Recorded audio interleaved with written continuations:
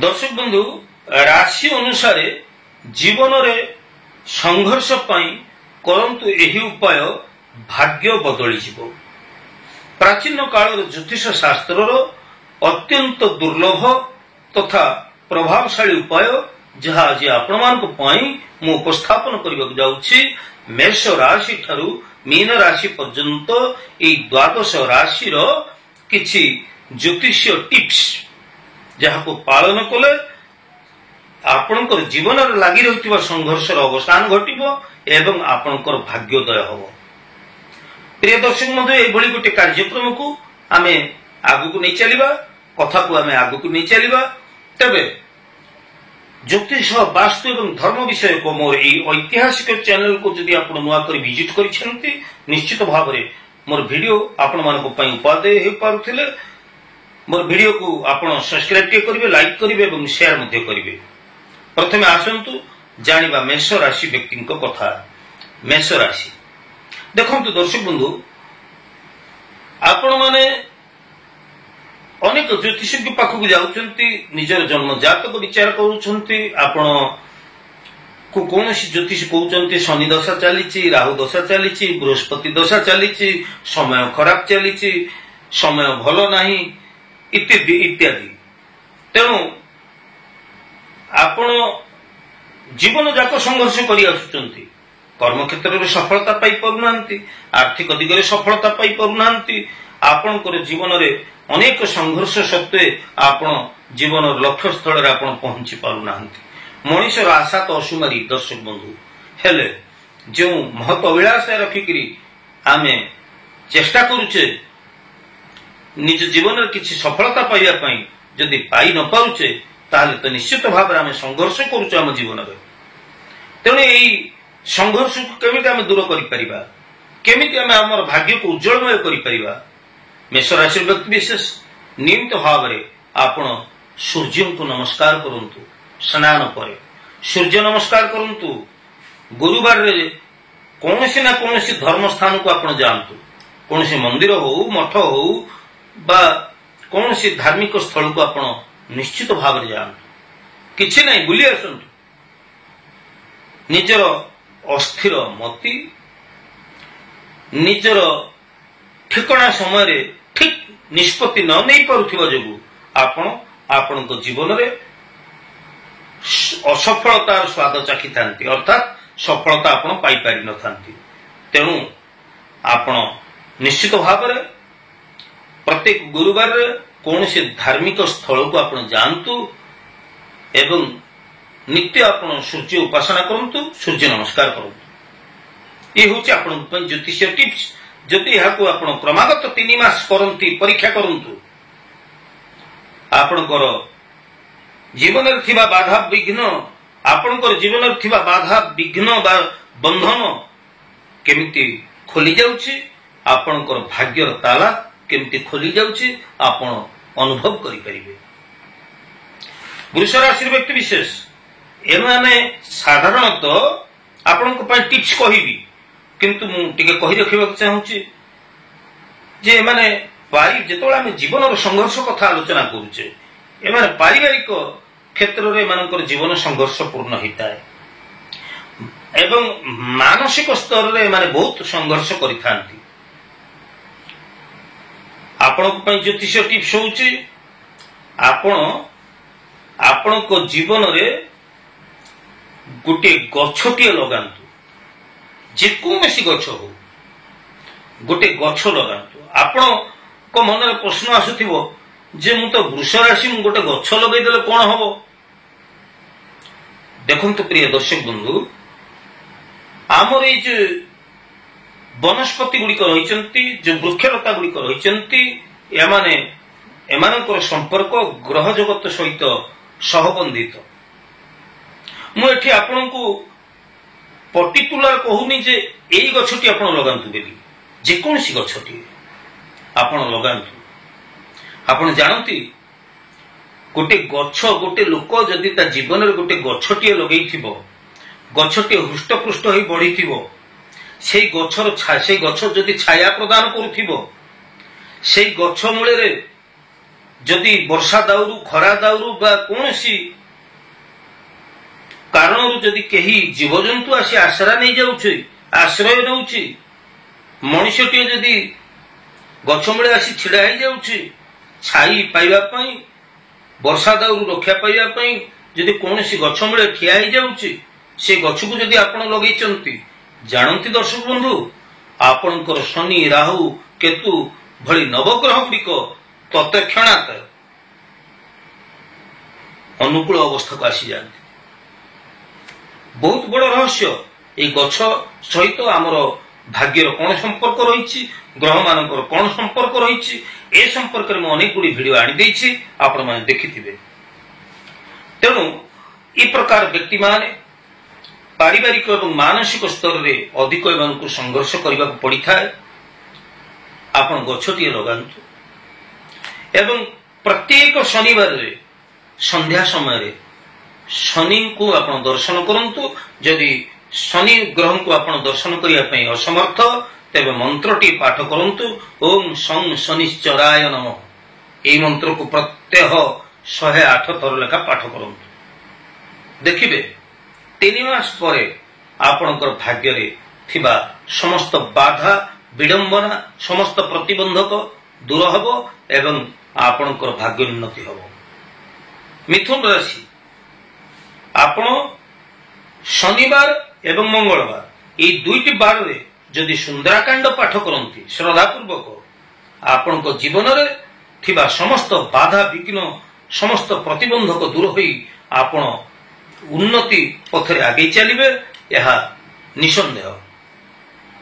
ହନୁମାନଙ୍କୁ ଯଦି ଆପଣ ଶନିବାର ଦିନ ଦର୍ଶନ କରି ହନୁମାନ ଚାଳିଶା ମଧ୍ୟ ପାଠ କରନ୍ତି, ତାହେଲେ ମଧ୍ୟ ଆପଣଙ୍କର ଜୀବନରେ ଥିବା ସମସ୍ତ ବାଧାବନ୍ଧନ ଦୂର ହେବ, ସମସ୍ତ ଗ୍ରହ ଅନୁକୂଳ ଅବସ୍ଥାକୁ ଆସିବେ ଏବଂ ଆପଣଙ୍କ ଜୀବନରେ ଆପଣ ବେଶ କିଛି ଉନ୍ନତି କରିପାରିବେ। ପରୀକ୍ଷା କରନ୍ତୁ। କର୍କଟ ରାଶିର ବ୍ୟକ୍ତି ବିଶେଷ, ଆପଣଙ୍କ ପାଇଁ ଜ୍ୟୋତିଷ ଟିପ୍ସଟି ହେଉଛି, ଯଦି ଆପଣଙ୍କ ଜୀବନର ସଂଘର୍ଷପୂର୍ଣ୍ଣ ଅବସ୍ଥା ଲାଗି ରହିଛି, ଆପଣ ହନୁମାନ ଉପାସନା କରନ୍ତୁ, ହନୁମାନ ଚାଳିଶା ପାଠ କରନ୍ତୁ। ଗୁରୁବାର ଦିନ ଆପଣ ବୃଦ୍ଧ ଅସହାୟ ଲୋକଙ୍କୁ ମିଠା ଲଡୁ ବଣ୍ଟନ କରନ୍ତୁ। ଭାଗ୍ୟ ଆପଣଙ୍କର ଉଜ୍ଜଳମୟ ହେବ, ଭାଗ୍ୟୋନ୍ନତି ହେବ, ସକାରାତ୍ମକ ଭାବନା ଚିନ୍ତାଧାରା ଆପଣଙ୍କ ମନରେ ଆସିବ, ଆପଣ ପ୍ରଗତି ପଥରେ ଆଗେଇ ଚାଲିବେ। ପରବର୍ତ୍ତୀ ରାଶିଟି ହେଉଛି ସିଂହ ରାଶି। এই ସିଂହ ରାଶି ବ୍ୟକ୍ତିମାନେ ଛୋଟ ଛୋଟ ଜିନିଷ ପାଇବା ପାଇଁ ପିଲାଦିନରୁ ନିରନ୍ତର ସଂଘର୍ଷ କରିବାକୁ ପଡ଼ିଥାଏ ଏମାନଙ୍କୁ।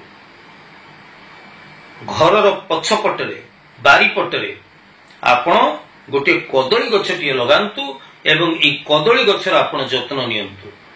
ଆଉ ହଁ, ଶନିବାର ଦିନ ଆପଣ ହନୁମାନାଷ୍ଟକ ପାଠ କରନ୍ତୁ। ବାଳ ସମୟ ରବି ଭକ୍ଷ୍ୟ ଲିଓ ତବ ତିନି ହେଉ ଲୋକ ଭୟ ଅନ୍ଧିଆରୁ, এই যে ଅଛି ହନୁମାନାଷ୍ଟକ, ସଙ୍କଟ ମୋଚନ ହନୁମାନାଷ୍ଟକ, ଏହାକୁ ପ୍ରତ୍ୟେକ ଶନିବାରରେ ପାଠ କରନ୍ତୁ। এই ଜ୍ୟୋତିଷ ଟିପ୍ସକୁ ଯଦି ଆପଣ ମାନନ୍ତି, ତାହେଲେ ମୁଁ ଦୃଢ଼ତାର ସହିତ କହିବି 3 ମାସ ଭିତରେ ଏହାର ସକାରାତ୍ମକ ପରିଣାମ ଆପଣ ନିଜେ ହିଁ ଜାଣିପାରିବେ। ଆପଣଙ୍କର ଗ୍ରହ ନକ୍ଷତ୍ରର ସ୍ଥିତି, ଆପଣଙ୍କର ଦଶା ମହାଦଶା ଯୁଆଡେ ଥାଉ ନା କାହିଁକି।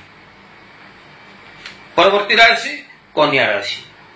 କନ୍ୟା ରାଶି, ଆପଣଙ୍କ ଜୀବନରେ ଯଦି ପ୍ରତ୍ୟେକ କ୍ଷେତ୍ରରେ ସଂଘର୍ଷପୂର୍ଣ୍ଣ ପରିସ୍ଥିତି ଲାଗି ରହିଛି, ପାରିବାରିକ, ଆର୍ଥିକ, ଦାମ୍ପତ୍ୟ ଜୀବନ, ଗୃହସ୍ଥ ଜୀବନ, ଯେକୌଣସି ଦିଗରେ ଯେକୌଣସି ପ୍ରକାରର ସମସ୍ୟା ଯଦି ଆପଣଙ୍କର ଲାଗି ରହିଛି, ସଂଘର୍ଷପୂର୍ଣ୍ଣ ପରିସ୍ଥିତି ଯଦି ଲାଗି ରହିଛି, ତାହେଲେ ଆପଣ ଗୁରୁବାର କିମ୍ବା ବୁଧବାର ସପ୍ତାହରେ ଗୋଟିଏ ଥର ଆପଣ ରାଧାକୃଷ୍ଣଙ୍କୁ ପଞ୍ଚାମୃତ ଅର୍ପଣ କରନ୍ତୁ। ପଞ୍ଚାମୃତ କଣ ଆପଣ ଜାଣିଛନ୍ତି? କ୍ଷୀର, ମହୁ, ଘିଅ,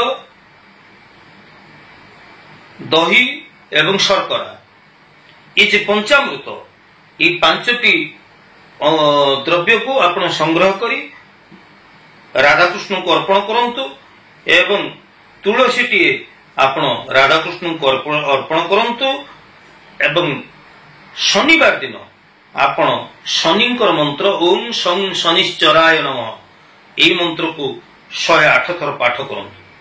ଶନିବାର ଆପଣ ଶନିଙ୍କ ମନ୍ତ୍ର ପାଠ କରିବେ, କୃଷ୍ଣଙ୍କୁ ଗୁରୁବାର କିମ୍ବା ବୁଧବାରରେ ପଞ୍ଚାମୃତ ଅର୍ପଣ କରିବେ, ତୁଳସୀ ପତ୍ର ଅର୍ପଣ କରିବେ।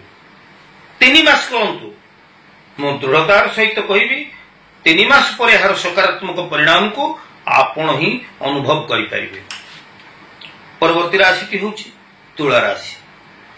ତୁଳା ରାଶିର ବ୍ୟକ୍ତି ପାଇଁ ଯଦି ଜୀବନରେ ଆପଣଙ୍କର ସଂଘର୍ଷ ଲାଗି ରହିଛି, କର୍ମକ୍ଷେତ୍ରରେ, ଆର୍ଥିକ ଦିଗରେ, ପାରିବାରିକ ଗୃହସ୍ଥ ଜୀବନରେ, ଦାମ୍ପତ୍ୟ ଜୀବନରେ, ଚାକିରି ବୃତ୍ତି କ୍ଷେତ୍ରରେ, ପ୍ରତ୍ୟେକ କ୍ଷେତ୍ରରେ ଯଦି ଆପଣଙ୍କର ଜୀବନ ସଂଘର୍ଷପୂର୍ଣ୍ଣ ହେଉଛି, ଅନେକ ପ୍ରତିକାର କରି, ଅନେକ ଜ୍ୟୋତିଷୀୟ ଉପାୟ କରି ଯଦି ଆପଣ ନିରାଶ ହେଇଗଲେଣି, ହତାଶ ହେଇଗଲେଣି, ତାହେଲେ ଏପରି କ୍ଷେତ୍ରରେ ଆପଣ ଦଶରଥକୃତ ଯେ ରହିଛି ଶନିସ୍ତୋତ୍ର, ଏହାକୁ ଆପଣ ଶନିବାର ଦିନ ଶ୍ରଦ୍ଧାପୂର୍ବକ ପାଠ କରନ୍ତୁ। ଘିଅର ଦୀପଟିଏ ଲଗେଇ ଆପଣ ପାଠ କରନ୍ତୁ ଏବଂ ଭଗବାନ କୃଷ୍ଣଙ୍କୁ ଆପଣ ତୁଳସୀ ପତ୍ର ଅର୍ପଣ କରନ୍ତୁ। ପ୍ରତ୍ୟେକ ସପ୍ତାହର ପ୍ରତ୍ୟେକ ଶୁକ୍ରବାର ଦିନ ଆପଣ ତୁଳସୀ ପତ୍ର ଅର୍ପଣ କରନ୍ତୁ ଏବଂ ଶନିବାରରେ ଦଶରଥକୃତ ଶନିସ୍ତୋତ୍ର ପାଠ କରନ୍ତୁ। ଏହାଦ୍ୱାରା ଆପଣଙ୍କର ଜୀବନରେ ଥିବା ସମସ୍ତ ବାଧାବିଘ୍ନ ଦୂର ହୋଇଯିବ। ବିଛା ରାଶି କର୍ମକ୍ଷେତ୍ରରେ, ଆର୍ଥିକ ଦିଗରେ, ଚାକିରି ବୃତ୍ତି କ୍ଷେତ୍ରରେ, ଗୃହସ୍ଥ ପାରିବାରିକ ଜୀବନରେ ଯେତେ ସବୁ ଆପଣଙ୍କର ସମସ୍ୟା ଥାଉନା କାହିଁକି, ଆପଣ ଘରର ପଛପଟେ ଅର୍ଥାତ୍ ବାରିପଟେ ଯଦି ଆପଣ କଦଳୀ ଗଛଟିଏ ଲଗାନ୍ତି ଏବଂ ଏ କଦଳୀ ଗଛର ଆପଣ ଯତ୍ନ ନିଅନ୍ତି, ତା ଛଡ଼ା ପ୍ରତ୍ୟେକ ସୋମବାରରେ ଯଦି ଆପଣ ମହାଦେବଙ୍କୁ ବେଲପତ୍ର ଅର୍ପଣ କରନ୍ତି, ତାହେଲେ ଆପଣଙ୍କ ଜୀବନରେ ଥିବା ସମସ୍ତ ବାଧାବିଘ୍ନ ଦୂର ହୋଇଯିବ ଏବଂ ଆପଣଙ୍କର ଭାଗ୍ୟୋନ୍ନତି ହେବ। ପରବର୍ତ୍ତୀ ରାଶି ଧନୁ ରାଶି। ଆପଣଙ୍କ ପାଇଁ ଜ୍ୟୋତିଷ ଟିପ୍ସ ହେଉଛି ହନୁମାନଙ୍କର ଉପାସନା କରନ୍ତୁ। ତମ୍ବା ବାସନର ବ୍ୟବହାର କରନ୍ତୁ। ତମ୍ବା ପାତ୍ରରେ ଆପଣ ପାଣି ପିଇବା ଆରମ୍ଭ କରିଦିଅନ୍ତୁ ଏବଂ ପ୍ରତ୍ୟେକ ଶନିବାର ମଙ୍ଗଳବାରରେ ହନୁମାନଙ୍କୁ ଦର୍ଶନ କରନ୍ତୁ, ହନୁମାନ ଚାଳିଶା ପାଠ କରନ୍ତୁ, ହନୁମାନଙ୍କର ଶରଣାପନ୍ନ ହୁଅନ୍ତୁ। ତମ୍ବା ପାତ୍ରରେ ଆପଣ ଜଳ ପିଅନ୍ତୁ, ତମ୍ବା ପାତ୍ରର ବ୍ୟବହାର କରନ୍ତୁ। ମକର ରାଶିର ବ୍ୟକ୍ତି ବିଶେଷ ଜୀବନରେ ଯଦି ଆପଣଙ୍କର ସଂଘର୍ଷପୂର୍ଣ୍ଣ ପରିସ୍ଥିତି ଲାଗି ରହିଛି, ତାହେଲେ ଚାନ୍ଦିର କଡ଼ା ବା ରିଙ୍ଗଟିଏ ଆପଣ ଧାରଣ କରନ୍ତୁ ଏବଂ ଆପଣ ଆପଣଙ୍କ ଜୀବନ କାଳ ଭିତରେ ଯଦି ଚାହୁଁଛନ୍ତି ଭାଗ୍ୟୋନ୍ନତି ପାଇବା ପାଇଁ, ତାହେଲେ ଗୋଟିଏ ଅଶ୍ୱତ୍ଥ ଗଛଟିଏ ଆପଣ ଯେକୌଣସି ସ୍ଥାନରେ ଲଗାନ୍ତୁ ଏବଂ ଯଦି ଘର ପାଖରେ ଆପଣଙ୍କର ଅଶ୍ୱତ୍ଥ ଗଛ ଅଛି, ସେ ଅଶ୍ୱତ୍ଥ ଗଛ ମୂଳେ ଆପଣ ଜଳ ଅର୍ପଣ କରନ୍ତୁ। ଚାନ୍ଦିର କଡ଼ା ବା ରିଙ୍ଗଟିଏ ଧାରଣ କରନ୍ତୁ।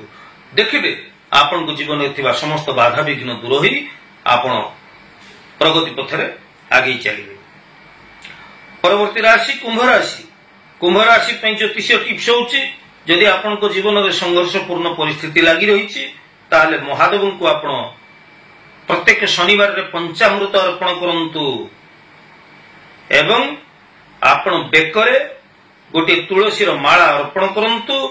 ସାତ୍ବିକ ଭୋଜନ କରନ୍ତୁ ଏବଂ ସାତ୍ବିକ ରୁହନ୍ତୁ, ଭାବନାରେ ରୁହନ୍ତୁ। ଆପଣଙ୍କ ଭାଗ୍ୟ ବଦଳିଯିବ। 3 ମାସ ପରେ ଆପଣ ହିଁ ମୋର କମେଣ୍ଟ ସେକ୍ସନରେ ଲେଖିବା ପାଇଁ ବାଧ୍ୟ ହେବେ ଯେ ଏହି ପ୍ରାଚୀନ କାଳର ଜ୍ୟୋତିଷ ଶାସ୍ତ୍ରର ଏହି ଯେ ଜ୍ୟୋତିଷ ଟିପ୍ସ, ଏହା ଆପଣଙ୍କ ପାଇଁ କିଭଳି ଉପାଦେୟ। ପରବର୍ତ୍ତୀ ରାଶିଟି ହେଉଛି ମୀନ ରାଶି। ଆପଣ ପୂର୍ଣ୍ଣିମା ଦିନ ବ୍ରତ କରନ୍ତୁ, ଉପବାସ କରନ୍ତୁ। ହନୁମାନଙ୍କୁ ରାମଙ୍କ ସହିତ ରାମ ଦରବାର ପୂଜା ଆପଣ ପ୍ରତିଦିନ କରନ୍ତୁ। ସୀତାରାମ ବୋଲି ମନ୍ତ୍ରକୁ ଆପଣ 108 ବାର ପ୍ରତ୍ୟେକ ଦିନ ଜପ କରନ୍ତୁ। ପ୍ରତ୍ୟେକ ଦିନ 108 ଥର ସୀତାରାମ ସୀତାରାମ ସୀତାରାମ ଆପଣ ଜପ କରନ୍ତୁ। ହନୁମାନଙ୍କୁ, ପ୍ରଭୁ ରାମଙ୍କୁ ଆପଣ ପ୍ରତ୍ୟେକ ଗୁରୁବାରରେ ଦର୍ଶନ କରନ୍ତୁ ଏବଂ ପୂର୍ଣ୍ଣିମା ଦିନ ଆପଣ ବ୍ରତ ବା ଉପବାସ ରଖନ୍ତୁ। ଆପଣଙ୍କ ଜୀବନରେ ଥିବା ସମସ୍ତ ବାଧାବିଘ୍ନ ଦୂର ହେବ, ଆପଣଙ୍କ ଜୀବନରେ ଭାଗ୍ୟୋନ୍ନତି ହେବ, ଆପଣ ପ୍ରଗତି ପଥରେ ଆଗେଇ ଯିବେ। ପ୍ରିୟ ଦର୍ଶକ ବନ୍ଧୁ, ଆଜିର ଉପସ୍ଥାପନାଟି ଆପଣଙ୍କୁ କେମିତି ଲାଗିଲା? ଆପଣଙ୍କର ସୁଚିନ୍ତିତ ମତାମତ ଅପେକ୍ଷାରେ ମୁଁ ଜ୍ୟୋତିର୍ବିଦ ସୂର୍ଯ୍ୟ। ଜୟ ଜଗନ୍ନାଥ।